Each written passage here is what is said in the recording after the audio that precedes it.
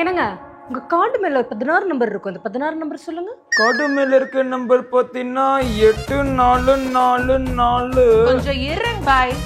ஏண்டி அவனோட கார்ல இருக்கிற 16 நம்பர் உனக்கு எதுக்கு? நீ அவ கேட்டன 844 சின்ன பையன் மாதிரி சொல்லிட்டு இருக்க. நகை ரேட்டு குறைஞ்சிருக்கு, கரையான் ஜுவல்லரிஸ்ல ப்ரீ புக் பண்ணும், அதுதான். ஓ, நீ ஃப்ரீயா புக் பண்றதுக்கு என் பையனோட கார்டு தான் கிடைச்சதா? அச்சின் போயிடுவா. ஏய் மகனே, நோ சொல்றா. ஓ, நோ சொல்லிருவியா என்கிட்ட?